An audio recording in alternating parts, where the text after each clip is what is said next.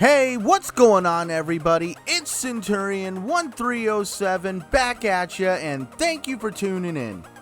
So here we find ourselves just a few short days away from the release of Ori and the Will of the Wisps.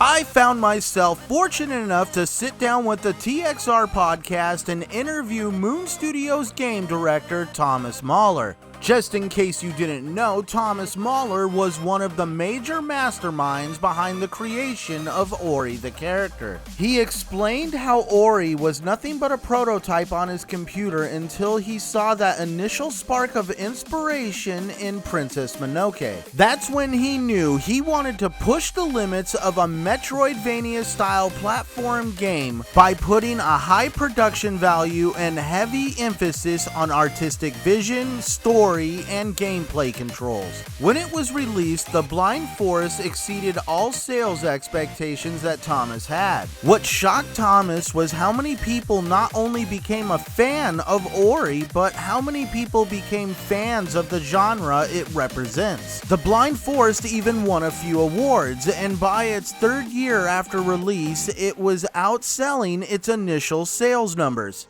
With all the success, you would think it would be a no-brainer for Thomas to make a sequel to Ori and the Blind Forest. But when asked by Microsoft to do a sequel, he actually told them he wasn't interested at first in doing it. He explained as an artist, he's constantly working on new prototypes for games, trying to create that next big idea. So he doesn't like being tied down to a single project for too long. He told us it took him about 4 years to create the first game, and so the thought of putting another 4 years into Ori he had to think about. What eventually won Thomas over was the amount of support and fan mail that he got about wanting a sequel to Ori and the Blind Forest. He told himself that if he was going to do it, he was going to do it for the fans and also because he's a perfectionist and would love to perfect the Ori formula. One thing he wanted to change was how the attack system worked in the games. In the first game, it was very simple and automatic targeting.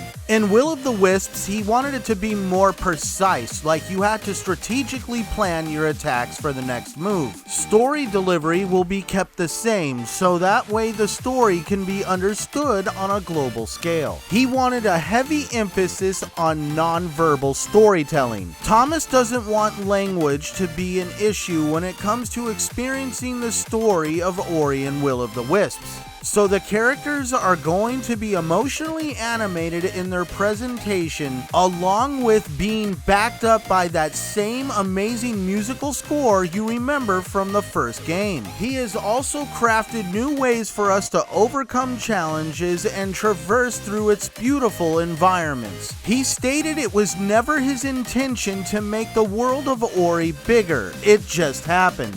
To help you explore and keep you company in this larger game world, he created the new character Ku the Owl.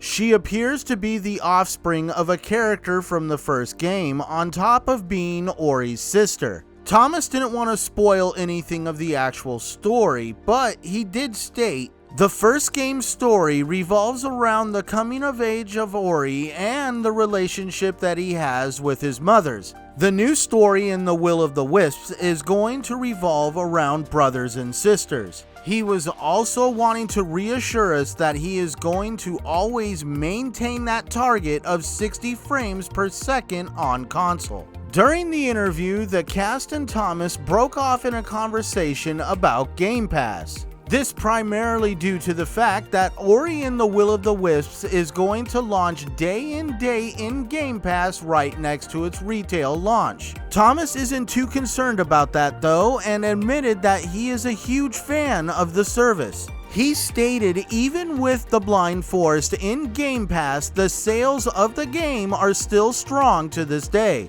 He says Game Pass lowers down the cost to the barrier of entry to console gaming.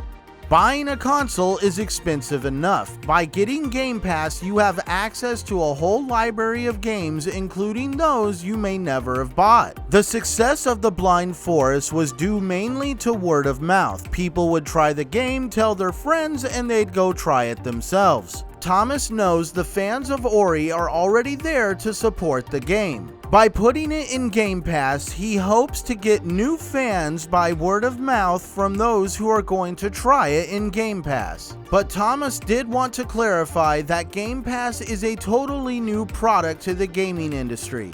He says Microsoft wants developers to be happy with Game Pass, but its future and impact on the gaming industry has yet to be seen. He called Microsoft very different from their competition due to their stance on Game Pass and how they handle first-party titles. That they are also very different in how they manage their first-party studios and how very little they interfere with the development process. He explained Microsoft is actually a very easy company to deal with. When there was a huge, overwhelming outcry from the fans for the Blind Forest to be put on the Switch, Thomas thought for sure Microsoft would say no, but he wanted to ask them anyways, and when he did, they thought it was a great idea. He admitted the only thing Xbox ever asked for was a co-op mode in the Will of the Wisps. He stated that him and his team really tried to get a mode to work, but it never went with the vision that they had for the game and had to eventually scrap the idea.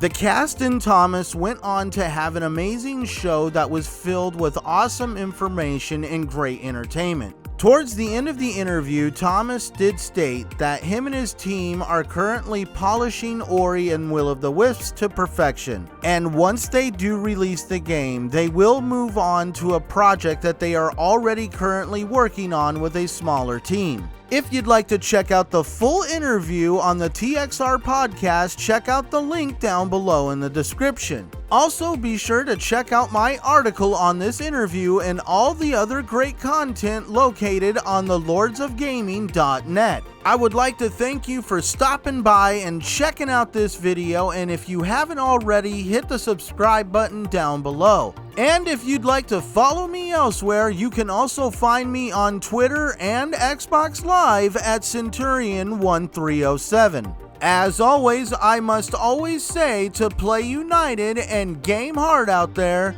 Thanks for watching.